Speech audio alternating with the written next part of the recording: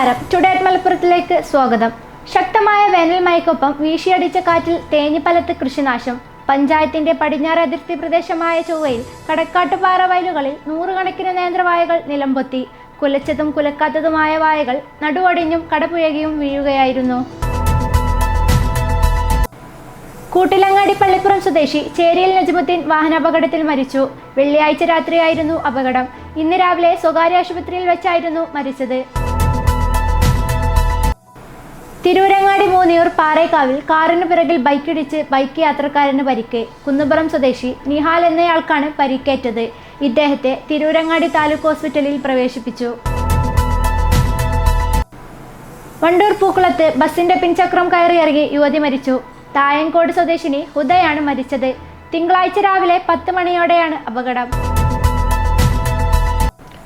കോഴിക്കോട് മലപ്പുറം ജില്ലാ അതിർത്തിയായ കടലുണ്ടിക്കടവ് അഴിമുഖ പ്രദേശത്ത് ഒഴിവു ദിവസങ്ങളിലും ആഘോഷവേളകളിലും പോലീസ് സേവനം വേണമെന്ന ആവശ്യം ശക്തം. കടലുണ്ടിക്കടവ് അഴിമുഖത്തെ പ്രകൃതി സൗന്ദര്യം കാണാൻ കോഴിക്കോട് മലപ്പുറം ജില്ലകളിൽ നിന്നും മറ്റും നിരവധി ആളുകളാണ് എത്തുന്നത്.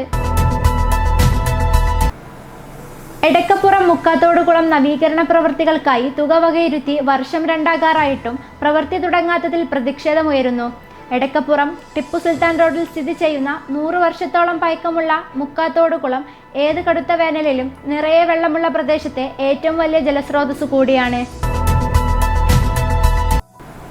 നിലമ്പൂർ നാടുകാണി ചുരം പാതയിൽ പ്ലാസ്റ്റിക് വസ്തുക്കളും ഭക്ഷണാവശിഷ്ടങ്ങളും നിറഞ്ഞു.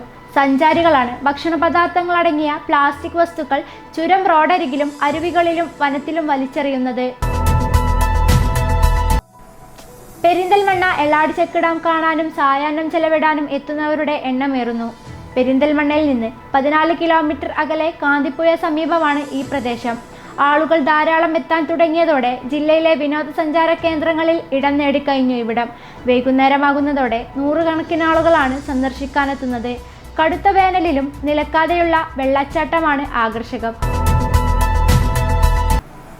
ഇതോടെ ടുഡേ മലപ്പുറം സമാപിക്കുന്നു. പുതിയ വാർത്തകളുമായി അടുത്ത ദിവസം കാണാം. നന്ദി.